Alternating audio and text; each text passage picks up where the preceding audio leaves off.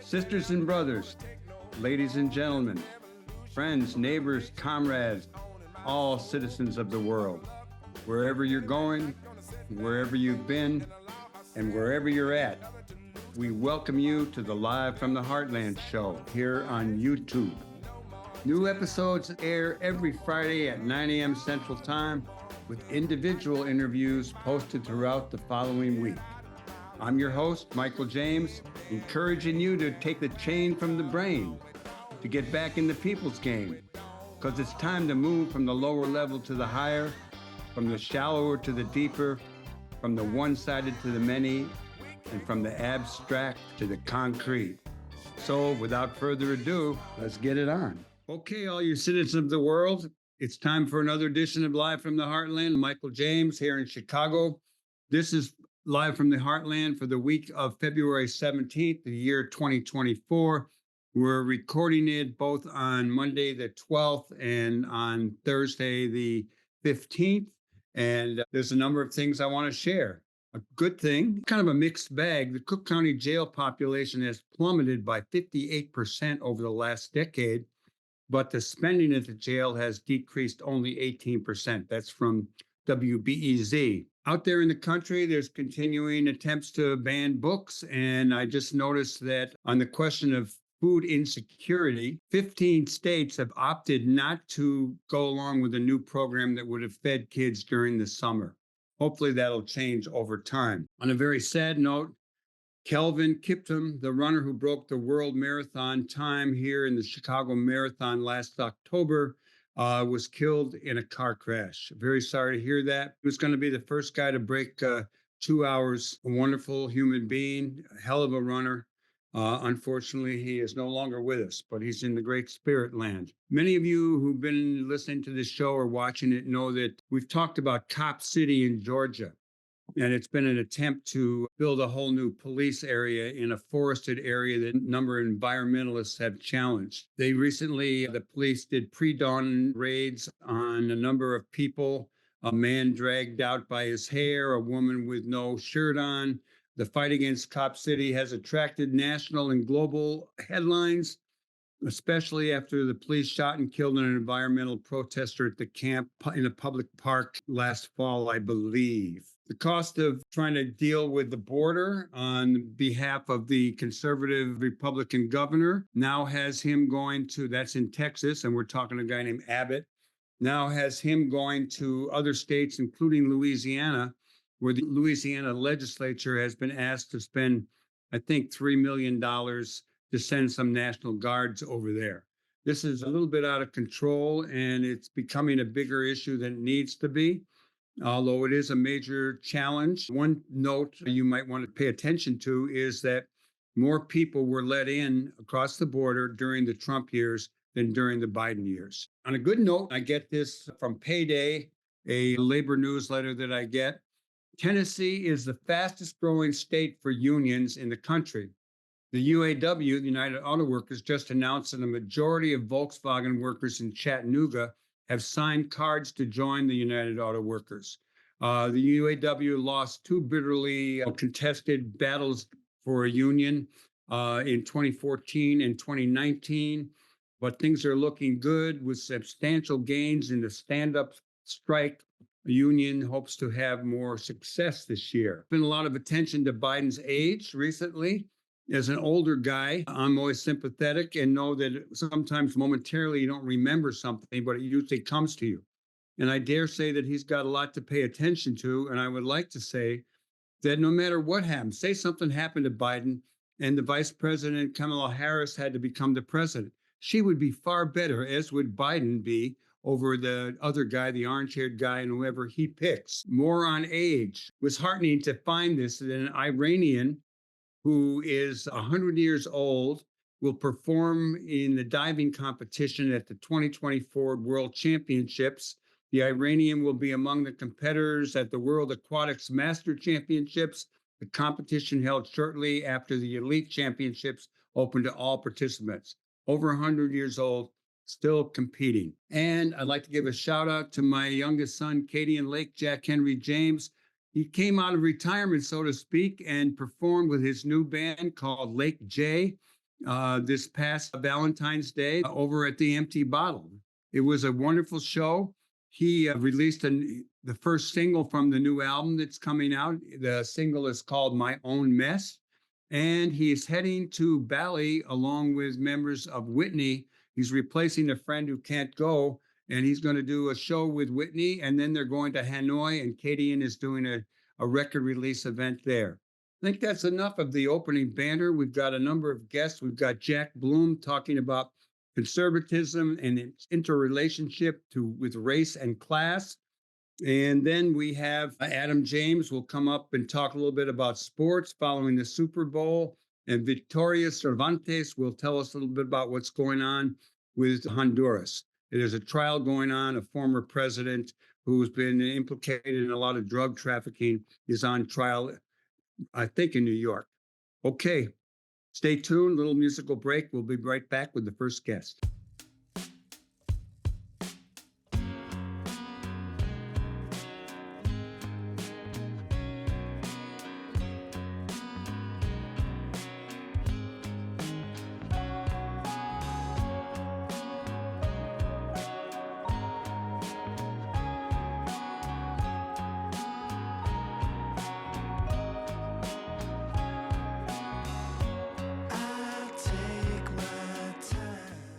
Welcome back to Live from the Heartland for the week of the 17th of February in the year 2024. I'm Michael James. I am up here in Chicago's Blue 49th Ward. I'm bringing on our first guest, who's someone I've known since 1964, and that would be in the fall of 64.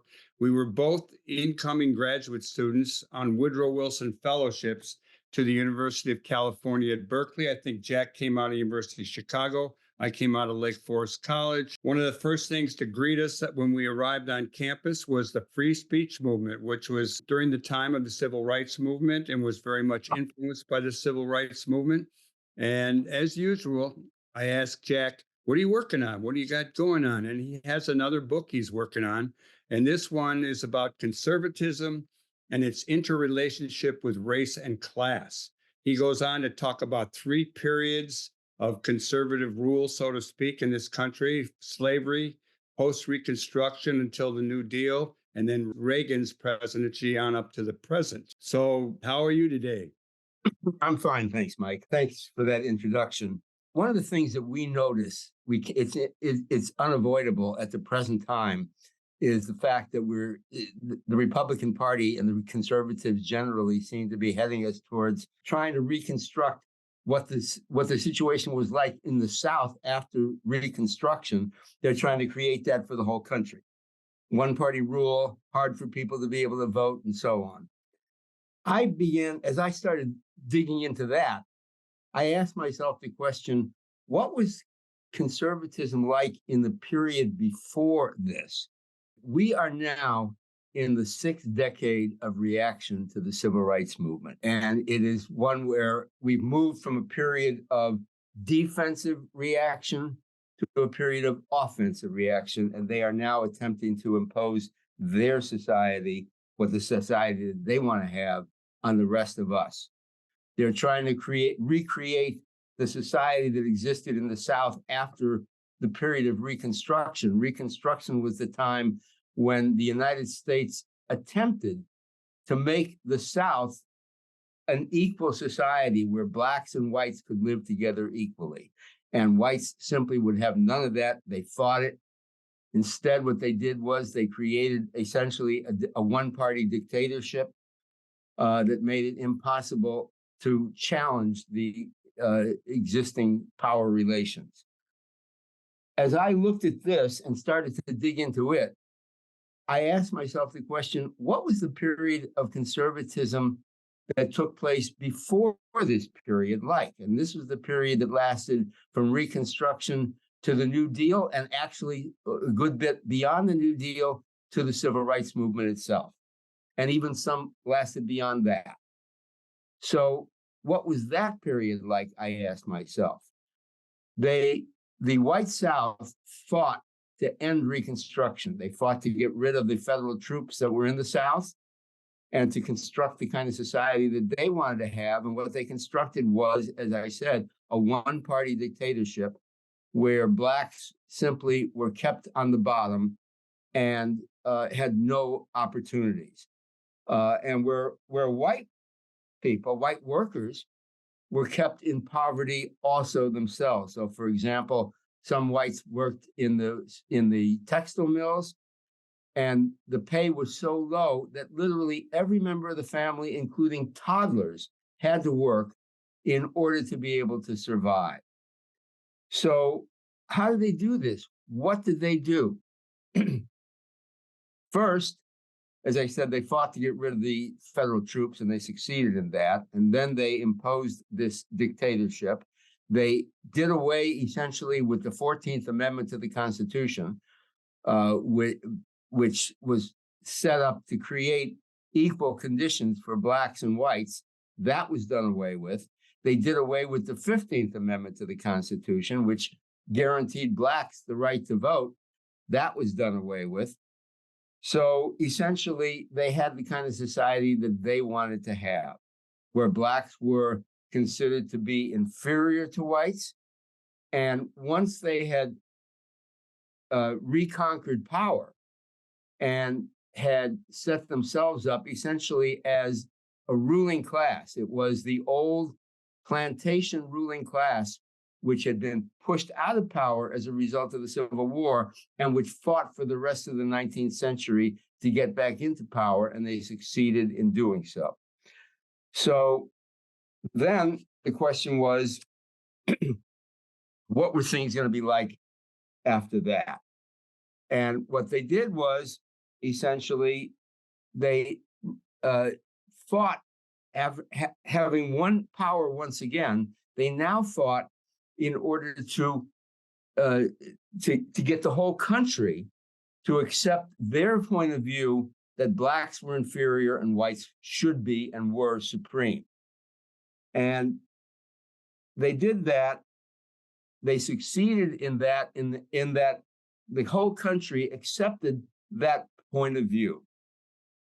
So then the question became, what else was to happen? And to that, we have to go back once again to the end of Reconstruction. Reconstruction ended in 1877. 1876 was Custer's last stand.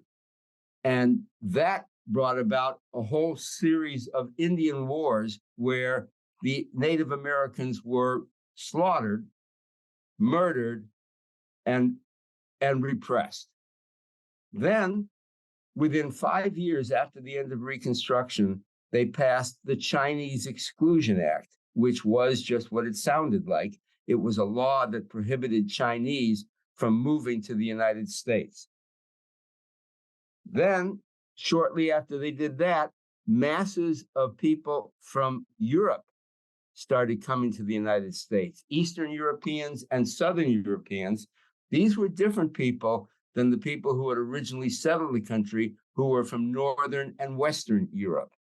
And very quickly, as people started noticing the differences, they saw Italians, they saw Bulgarians, they saw Russians, they saw Jews, they saw Poles, they saw all the people from Eastern Europe, the millions of people from Eastern Europe who came flocking to the country in order to carry out the growing industry's need for labor.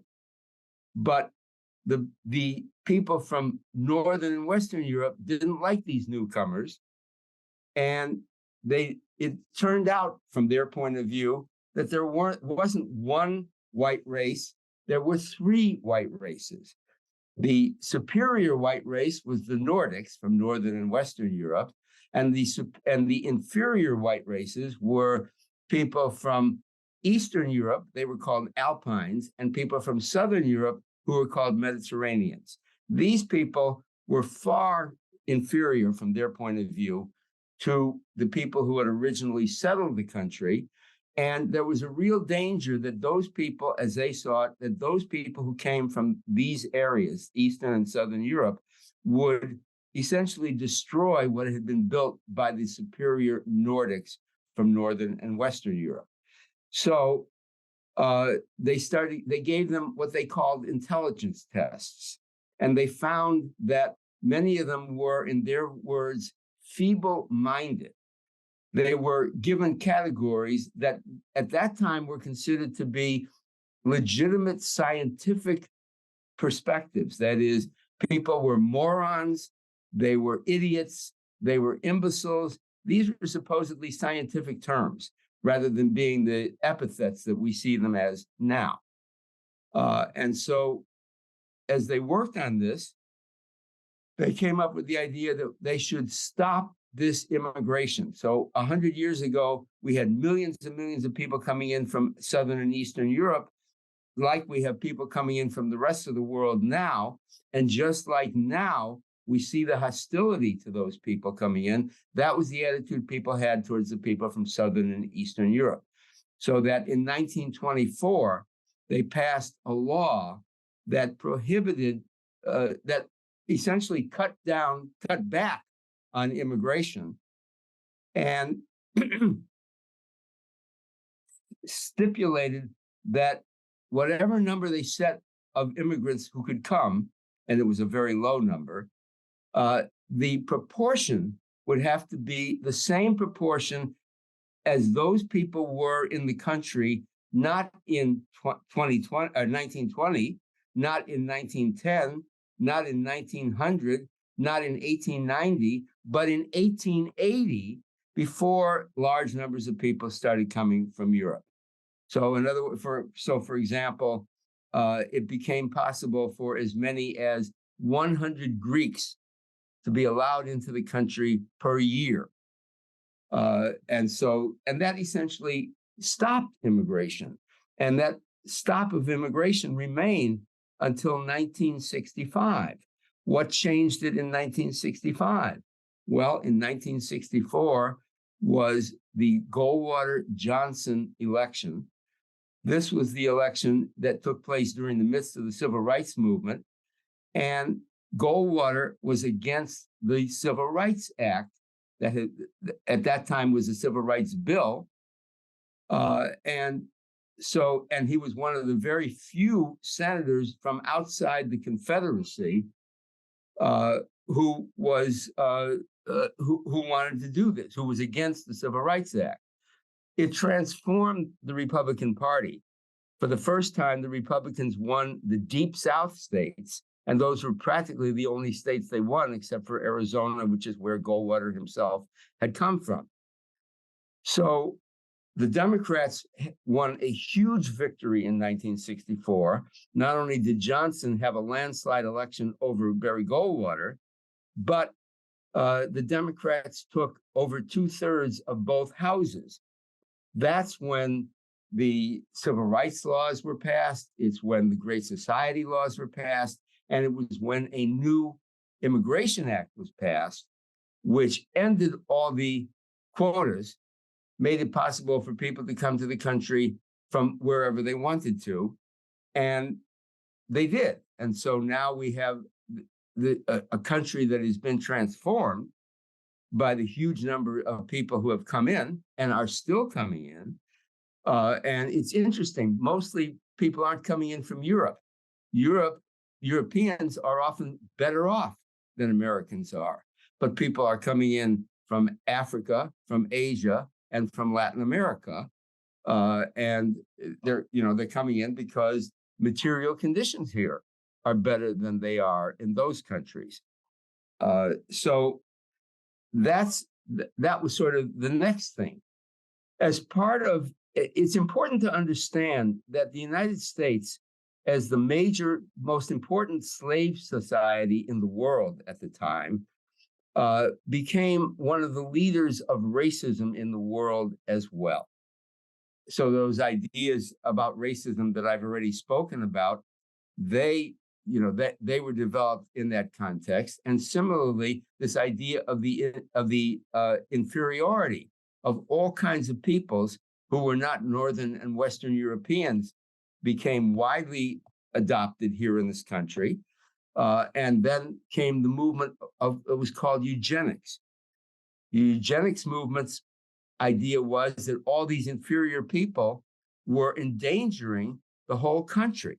The country was going to become much more inferior as a result of this. And this was really important because as these people were flocking in, it turns out accordion have sexual relations with a Pole, a Russian, a Jew, an Italian, or a Black person, or a Latin American. They would adopt the inferior characteristics of those peoples, so that the superior peoples would essentially be done away with. So they decided that they should be kept from breeding and thereby kept from adding their inferior genes to the gene pool. The problem they had, however, was if you're going to keep people from breeding, how do you do that? You have to lock them up, essentially. And essentially they hit on the idea of doing this to women. So because it would be the women for the most part who would, if you stop a man from being able to breed, another man can take his place. But if you stop a woman from being able to breed, no one can take her place. So but to lock people up from about age 15 to about age 45, which is their period of fertility, would be extremely expensive. It would mean having to lock up millions of people for this lengthy period of time. So instead, they came up with the idea of forcibly sterilizing these people, sterilizing them regardless of what their own desires were. And so they set about to do this. And they did it, by the way, oftentimes without even informing them that they were being sterilized. Right. They just had to undergo some kind of a medical procedure.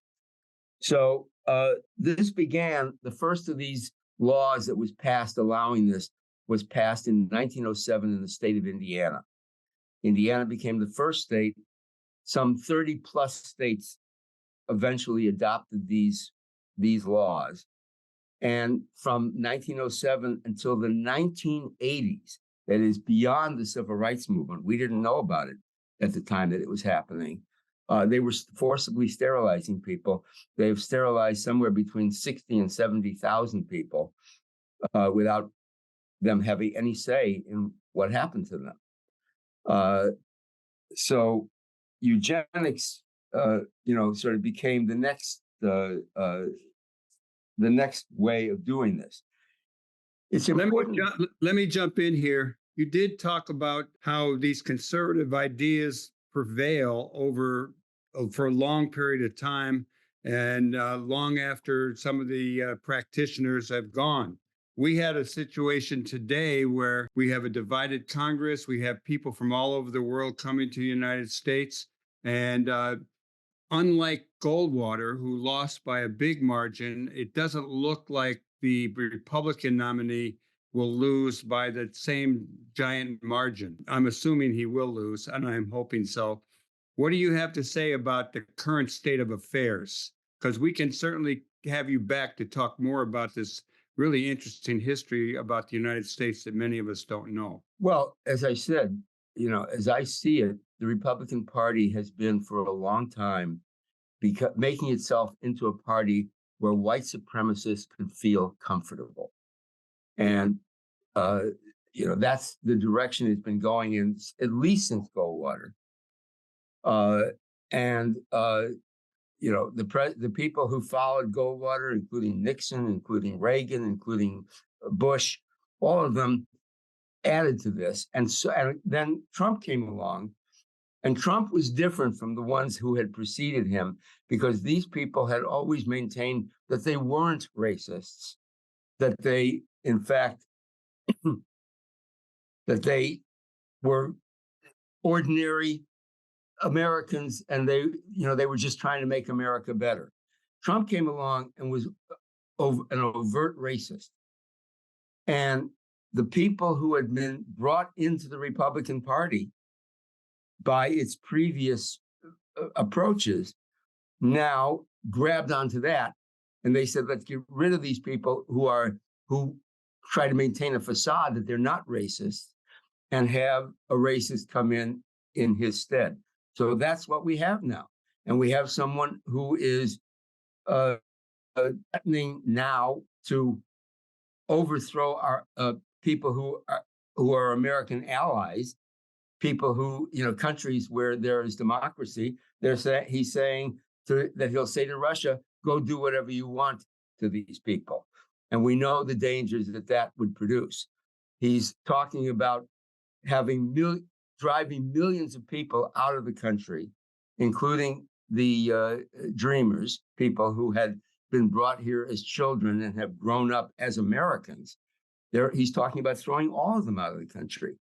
So we're facing a danger that, however bad the United States has been at times in the past, we will be joining the world's dictators. We will be joining Putin and Xi and making this into what I could consider to be a country that will be very difficult for many people to live in, including myself. Well, you're a fortunate or unfortunate guy to live in Indiana. You teach at Indiana University at Gary. And I was just down in Bloomington and I had a great time and met some great people, but I don't know about Indiana. What's going to happen? Well, the Indiana legislature has just introduced a new law that threatens tenure and that, attacks people who have points of view with which they disagree. So how that is going to be working out, it's really hard to say. Indiana University is a pretty impressive university. It has done a fine job of research and of education. What's going to happen at this time, it's very difficult to say. Trump has said that he wants to certify, people, teachers. Does that also mean teachers in higher education? And what will be the method of certification if he were to become president? We're on the brink of something that has never existed before in the United States, as far as I can tell. Well, you got a lot of information. I think the kids who take your classes are real fortunate because every time I talk to you, I learn a lot and am reminded about other things. And you and I are longtime comrades out of the free speech movement, both at UCal Berkeley. And we live close to each other and we'll be talking soon because you're a good guest and I'd love to have you back on. Okay, good to talk to you, Mike.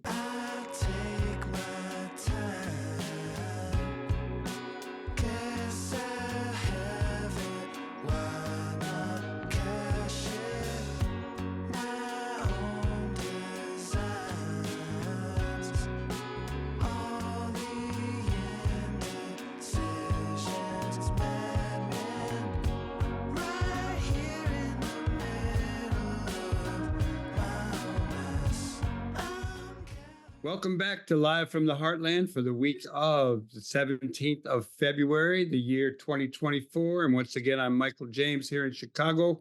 And it's always a pleasure to bring on our next guest. She's used to come on the show quite frequently when we were at the Heartland Cafe in the early days. The one and only Victoria Cervantes, who for a long time has been working to improve conditions and relationship between the United States and the people of Honduras.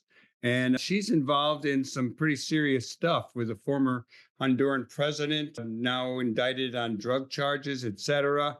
Fill us in, Vicky. Tell us what's going on with Honduras.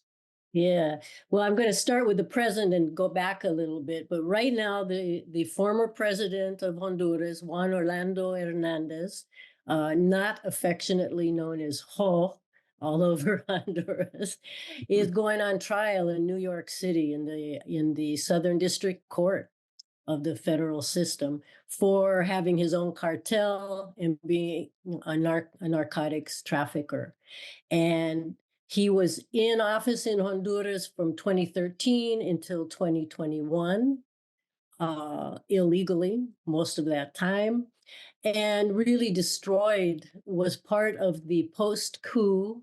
There was a coup in 2009 that the U.S. supported, and he was part of the subsequent governments that really destroyed Honduras and led to things like the thousands of migrants fleeing the country.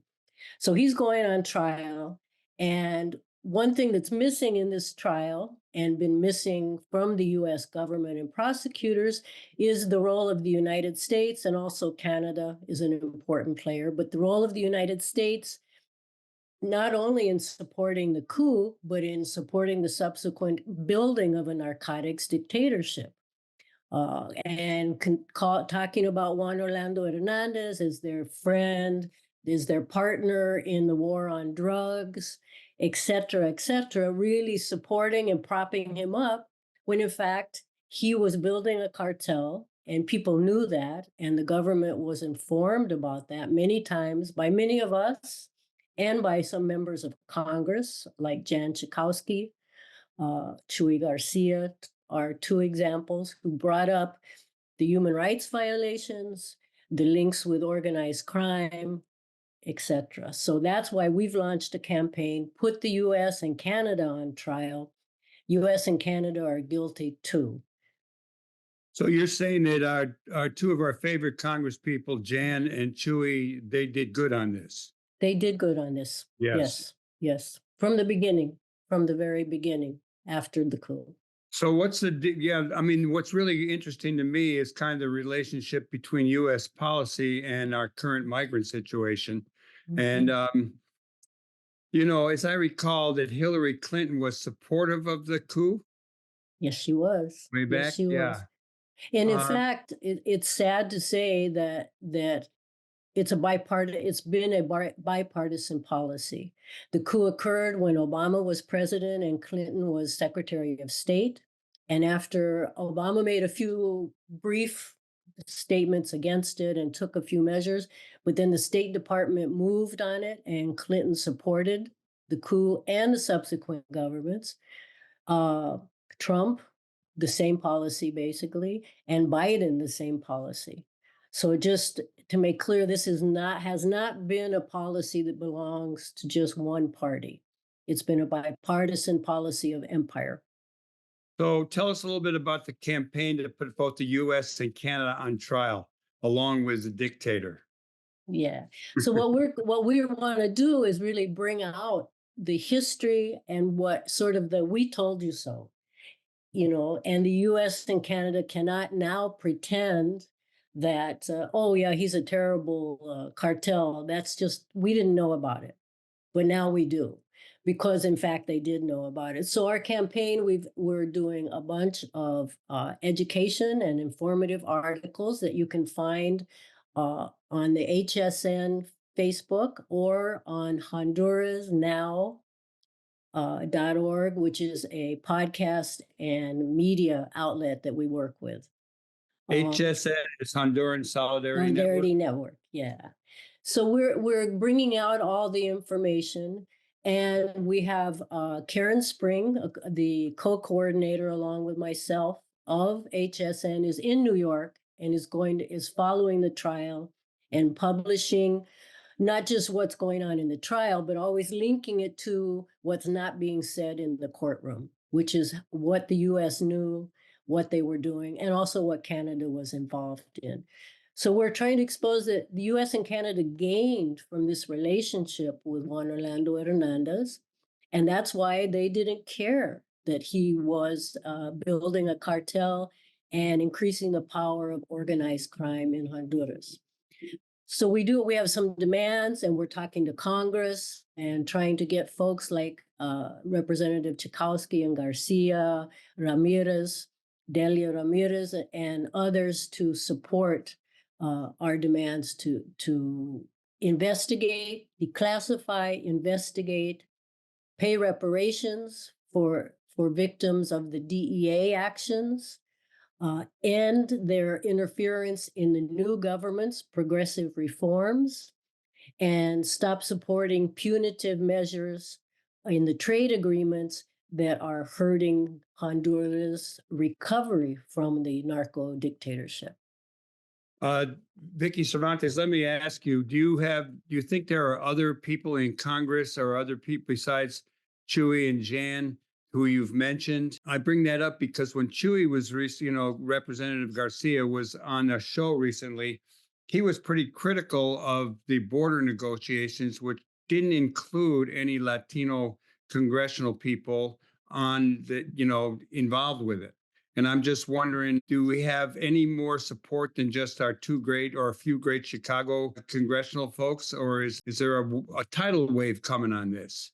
Yeah, there are a number of congressmen who have spoken out in the past. We have Hank Johnson, Ilhan Omar, a number of the squad, Tlalib, and others who have spoken out on Honduras. And our hope is, as we're launching this campaign, we launched it in January.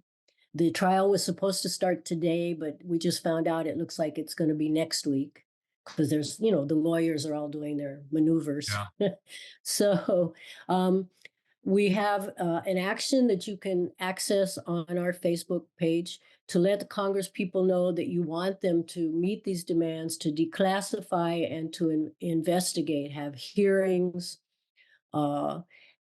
into what was going on so that we can take measures that we don't keep doing this over and over again in our policy. So we're hopeful that we can at least get more information out there and get a number of the Congress folks to sign on to this campaign. What is the current situation in Honduras? I know that there was an election for someone more progressive. I think that didn't work out. Fill us in on where Honduras is at. And I go way back to remembering when the U.S. built a big airstrip, and that was probably during the time of the Contra War in Nicaragua. But, some of the U.S. policies in both places was horrendous. Tell us a little bit, Vicky, how Honduras is today. Who's in power? What's our relationship to them? Are there any signs about today the government led by Xiomara Castro, who's the wife of the president who was overthrown in the coup, but an active person, an activist, and a person in her own right, not just a shadow. Her party, Libre, was formed out of the resistance to the coup, and they have a reform program. They've done some very important things in the labor law, minimum wage, amnesty for victims of the prosecution and persecution during the coup years. So they have their reform. It's not like they're able to just sweep everything away. And one of the tasks that they're struggling the most with is, of course, dismantling all of the structures, political, economic, and governmental, that were part of the narco dictatorship. Because the fact that Juan Orlando Hernández is sitting in jail in New York has not meant that the whole narco criminal structure is gone. There's lots of people. So that's been the big struggle. Unfortunately, a lot of the work they've been doing on that has been opposed by the State Department. The State Department, the ambassador in Tegucigalpa, Laura Dogu, are like incredibly active on Twitter, criticizing and calling into question the sovereignty of the Honduran government to make deep changes. So that's what's going on. There of course are weaknesses and problems, and there's this external pressure, which we also really want to take the moment to denounce, because it's hardly fair to critique a government for all sorts of small things when you're the one that helped build up the situation that they're confronting. And so that's how it also fits with this campaign, is we want the U.S. to stop interfering with the reforms and to accept accountability and take action to correct the path of the U.S. and Canada in Honduras. Well, it doesn't sound like the U.S. is doing a very good job. Our State Department seems to be missing on a lot of, things going on in a lot of places. It's really too bad. Right. And I'm glad that we do have some allies that we both know. We can encourage them to make some pushes. Tell us a little bit, sum up the campaign and how people make contact and what you would like them to do. Right. So our campaign we're calling it Put the U.S. and Canada on Trial. And what we mean by that is hold them accountable for their role in destroying democracy and establishing the narco dictatorship in Honduras, which destroyed the economy and the social fabric, and the Hondurans are struggling to overcome it. What we want people to do is we have a list of demands. You can see them all on hondurasnow.org, also on the Honduras Solidarity Network Twitter feed and Facebook. And we have petitions to Congress. We have language for letters to the editor, so we can get more of this information out. And today at 11:30 Chicago time, Karen Spring will be going live on our Facebook page just to give an update about the campaign and what's happening in New York City. Karen lives in Honduras. She's married to a former political prisoner in Honduras, and she's co-coordinator with me of the HSN. So she's going to be there, and that will be at around 11:30 Chicago time today. Yeah, that's today. Well, that's long after this show is. But give us one more time the Facebook site and the email site. So Facebook is, you just look up Honduras Solidarity Network, and you'll get right there. We also have Twitter. Look up again Honduras Solidarity Network, and the other site where we have all of our documents and campaign is hondurasnow.org, and that's a podcast and media site. Vicky Cervantes, you always enhance my knowledge, and I'm greatly appreciative. And, you know, if you will, I'm going to try to get a promise out of you, not only to come back on the show, but if you ever have little announcements or little news items, I'm always looking for material for the opening remarks of the show. So keep it coming, just like you did today. Today I woke up and there you were on my phone, and I said, oh, great.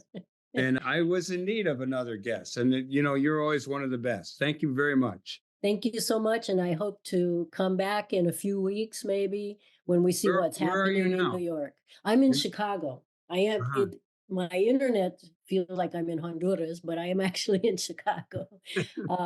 But I would hope to be able to update you in a few weeks when the trial is in full swing and our campaign is going. Right on, Thank you so much. I appreciate your work so much, all of you. Right on. And everyone else, stay tuned here on the left end of your dial or however you're getting the show. We will be back shortly with another guest. We're going to do our little sports finale at the end of the show that will probably address this recent Super Bowl. Be right back.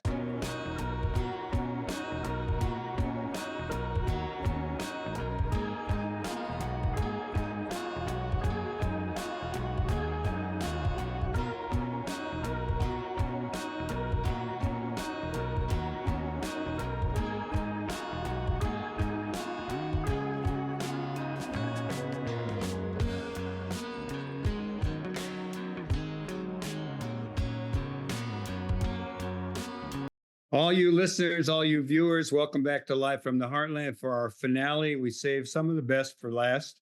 And it's our trusty sports reporter, sometimes political commentator, longtime cousin of me, Adam James, out there in California. Hello to you, Adam. Hello, Michael. Great to be on the Live from the Heartland show again. Thank you so much for having me. You're always good. Tell us a little bit about the Super Bowl. Give me a wrap up on that. We'll do a little football and then we'll go on. Well, it was a great game. I mean, that's the one thing that we always ask for when it comes to this big build-up and this eventful, game. It's more than just a regular game, and it paid off. It was a really terrific matchup. 49ers played great. Unfortunately, they came up short. Those who root for that Chiefs team and their fan, they certainly had a good time, and it was a lot of fun. One thing I will point out that last week when we were doing our pre-show, and I mentioned this guy number 95 who plays for the Kansas City Chiefs, the defensive lineman. For those of you who are out there who are former linemen who love to watch the trenches, that 95 had an amazing play right at the end. Kind of reminded me of Aaron Donald when he made his dynamic final play ending the Cincinnati Bengals Super Bowl run. Chris Jones pulled it off, made a fantastic play that affected the outcome. Great job. Love watching the linemen. What about the Bears? The Bears got a couple of people went to the Hall of Fame. Yeah, so it was a big win for the Bears. Yes, sir. It was a big win for the Bears over this last week as well, because there were a number of players who have been Bears in the past who got in, including Dwight Freeney and Julius Peppers, who both had played for the Bears, but the two guys, Devin Hester, who's probably the greatest return player, punt returns and kick returns. Now, of course, he reminds a lot of us Bear fans of the great Gale Sayers. So Gale Sayers had a big impact on my life and my heart. Although I was too young to have watched him growing up, I read his book, I Am Third. And that's the book that actually was the inspiration for, television movie with Billy D. Williams and James Caan. And it was a terrific movie. And that was based on the book, I Am Third, which was Gale Sayers' life story, his autobiography. And in it, his message is, in his life, third, he dedicates himself to doing those good deeds in life. Adam, let me ask you about the potential first-round pick of the Bears. Yes, but wait, one last guy I got to mention, and that's Mongo. That's the great defensive lineman. That's the lineman theme today. Right. Steve McMichael, who got into the Hall of Fame. And of course, there's a funny story about when he first came to the Bears, and the defensive coordinator coach, Buddy Ryan, who was a real tough guy, he came over and he said, "You've been working out? You in shape?" And he said, "Yeah, I got a dog, and I've been running every day with this dog. And that dog's got me in really great shape." And then that first day of practice, Steve McMichael had a hard time with those wind sprints. At the end of practice, Steve McMichael was having a hard time with the wind sprints.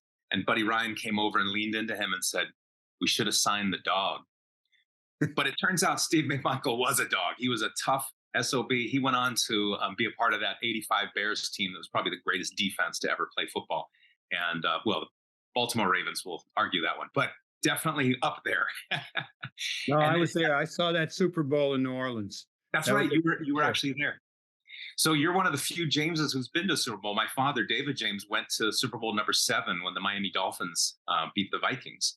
And then you got to see the Bears. I went to 2. I was at the Steelers and Seattle. Detroit also. That was a great game. That was what about the Bears' big draft pick and all that? Who's going to be our quarterback? Do you know yet? So that's the big controversy in regards to should they keep Justin Fields, who's been a fantastic player. He's really a good citizen, good teammate, good part of the community. But it has to do with the fiscal components of football. He's going to be getting a new contract soon. His amount that he's going to count for on that salary cap is going to be higher. It makes a lot of sense for the Bears to trade Justin Ken for him. Wish him well, put him in a good spot because he's earned it, and then take that quarterback out of USC, Caleb Williams, who I've had the fortune of watching out here in Southern California. He's a heck of a quarterback. He has a great arm. He's a little bit like Mahomes in that he's got a lot of creativity, really sharp guy. I think the Bears are going to do great with him or whoever they take. Wishing them the best. One thing's for sure, that coach of the Bears has got to perform these next 2 years because they're going to give him a chance to work with this young quarterback, and they better show some results or they're going to move on, and that's going to be tough on the young quarterback to change coaches after only a year or two. Well, we'll see what happens. I kind of like Justin Fields. I don't mind if he sticks around. Let's go to a little women's sports. What do you got? Because we don't have too much time today.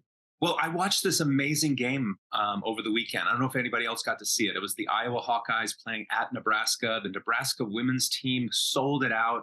Amazing crowd. They won in the last second in a really close, exciting game.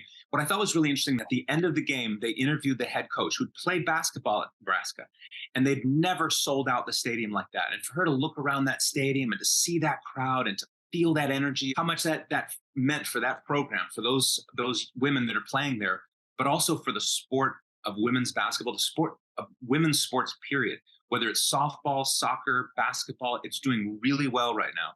Another area of women's sports that's somewhat controversial are combat sports, boxing and MMA. There was a time that women weren't allowed to do those sports. Well, not only are they allowed to do it now, they're thriving. There's an amazing women's sports athletes who are doing extremely well. Big crowds, lots of fans, and great performances, terrific athletic, going out there and getting it done and doing really well, looking sharp doing it. So. Well, Adam, one of the things I know you're into is the mental training for sports. And, yes. Talk a little bit about that. Give us some inspiration as we go out today. Absolutely. Well, I regularly teach seminars on mindset or getting into the Zen zone, the mental conditioning, mind training. It comes from my martial arts background. In the martial arts, this is very common. It's increasingly being done on a very scientific approach, psychologists.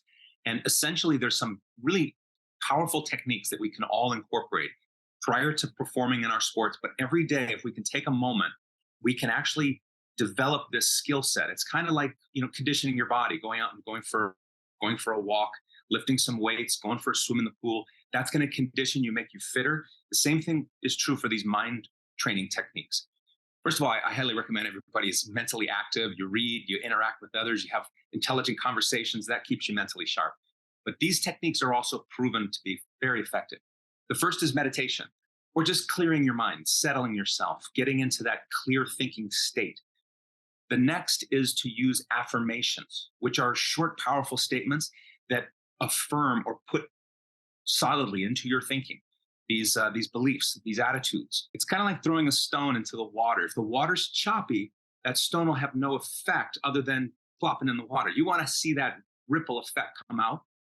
So it starts with meditation. It starts with calming your mind, using deep breathing. The rhythm of breathing, you practice that to clear your mind and bring yourself into the now, to the present moment. And in that moment, when you use those affirmations, they'll have more effect. The next technique is visualization, where you use essentially your power of your imagination to see yourself achieving these great feats that you're for. Now, this is obviously great for sports. If you're a tennis player, you imagine yourself hitting that winning shot. But it's also effective for a dancer as you think about having that perfect spin, that landing just in the right spot, or a singer, or a business person in the office saying just the right thing at that moment that creates the business deal that brings about the success for the company. As you visualize yourself having that successful moment, you then anchor that emotional state, that mindset, by using a physical a power word, another little affirmation, to connect yourself to that emotional state. Because then what you can do is you can trigger it at any time with a snap of your fingers, whether it's a clapping of the hands, whether it's a fist bump, and you say your powerful word, I can do it. Whatever that may be, the more you do that, the more you develop that mental connection to that statement, and you can bring it forth in a moment. You're up there at the free throw line getting ready to shoot the winning shot. You do your affirmation, you do your anchoring technique, and then you put yourself in that Zen zone, that mental state where you're connected to the best of yourself. Well, Adam James, you always seem to be in the zone, and I appreciate you coming on the show. And there's a lot more on this long list you gave me, but we're going to have you back on, if not next week, soon thereafter. Well, I look forward to it. It's always a pleasure. Thank you so much for having me. Wishing everybody out there very happy New Year and all the best. Right, Happy New Year. Yeah, well, it's February. Happy Lunar New Year. May the year of the dragon bring you success and prosperity. Okay, everybody, it's time we wrap it up. And we want to thank all of our guests. We want to thank Jack Bloom, who came on. We want to thank Victoria Cervantes and Adam James. I want to remind everybody we have an election here in Chicago on March 19th. It's not real exciting, but one thing that is real important, there are a few, we'll get to those, but one is real important, is bring Chicago home.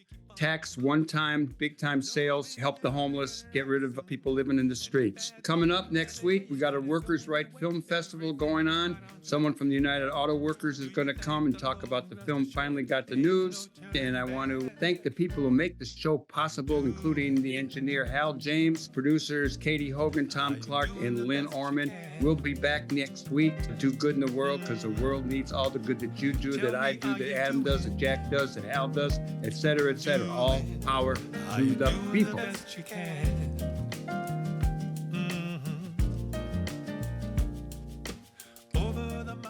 We want to thank you for watching the Live from the Heartland show. New episodes air every Friday beginning at 9 a.m. Central Time. Episodes air each following Thursday on CAN TV, 9 p.m. in Sweet Home Chicago on Channel 21, or streaming everywhere else at cantv.org. Audio episodes go live on WLUW each Saturday, 9 a.m. on the left end of your dial at 88.7 FM, or streaming everywhere worldwide at WLUW.org. They're available on Apple and Spotify podcasts by looking up Live from the Heartland on either platform, and are also broadcast on Lumpen Radio each Friday at 9 a.m. on 105.5 FM and streaming at lumpenradio.com. I'm Michael James, and I'm glad to have been your host. Until next time, remember, Do good in the world because the world needs all the good that you do, that I do, that we do together. All power to the people. Over and out. Gone to limbo. Are you doing the best you can? Tell me, are you doing